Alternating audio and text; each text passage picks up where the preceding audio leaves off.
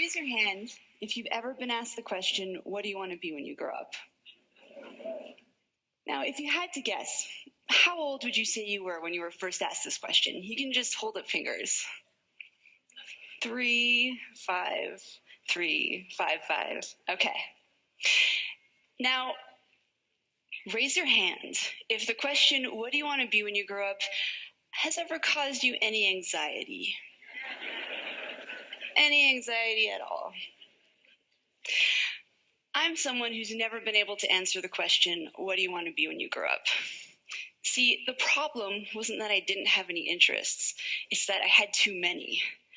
In high school, I liked English and math and art, and I built websites, and I played guitar in a punk band called Frustrated Telephone Operator. Maybe you've heard of us. This continued after high school, and at a certain point, I began to notice this pattern in myself, where I would become interested in an area, and I would dive in and become all consumed, and I get to be pretty good at whatever it was. And then I would hit this point where I'd start to get bored. And usually I would try and persist anyway, because I had already devoted so much time and energy and sometimes money into this field. But eventually, this sense of boredom, this feeling of like, yeah, I got this. This isn't challenging anymore. It would get to be too much, and I would have to let it go. But then I would become interested in something else, something totally unrelated, and I would dive into that and become all consumed, and I'd be like, yes, I found my thing. And then I would hit this point again where I'd start to get bored, and eventually I would let it go. But then I would discover something new and totally different, and I would dive into that. This pattern caused me a lot of anxiety for 2 reasons.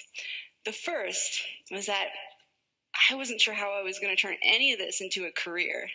I thought that I would eventually have to pick one thing, deny all of my other passions, and just resign myself to being bored.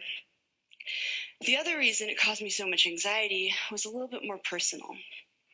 I worried that there was something wrong with this, and something wrong with me for being unable to stick with anything. I worried that I was afraid of commitment, or that I was scattered, or that I was self-sabotaging, afraid of my own success. If you can relate to my story and to these feelings, I'd like you to ask yourself a question that I wish I had asked myself back then. Ask yourself where you learned to assign the meaning of wrong or abnormal to doing many things.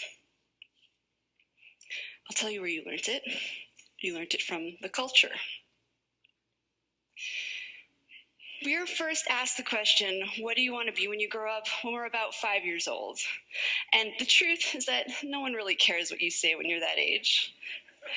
It's considered an innocuous question posed to little kids to elicit cute replies, like, I want to be an astronaut, or I want to be a ballerina, or I want to be a pirate. Insert Halloween costume here. But this question gets asked of us again and again as we get older in various forms. For instance, high school students might get asked what major they're going to pick in college. And at some point, what do you want to be when you grow up goes from being the cute exercise it once was to the thing that keeps us up at night. Why?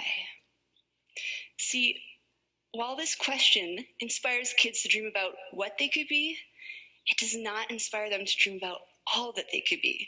In fact, it does just the opposite. Because when someone asks you what you want to be, you can't reply with 20 different things.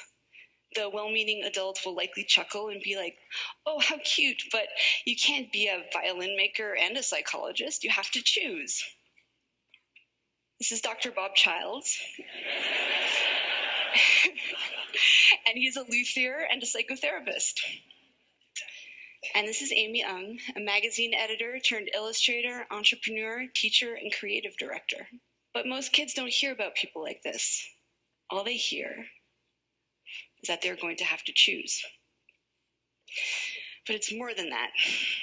The notion of the narrowly focused life is highly romanticized in our culture. It's this idea of destiny or the one true calling. The idea that we each have one great thing we are meant to do during our time on this earth, and you need to figure out what that thing is and devote your life to it.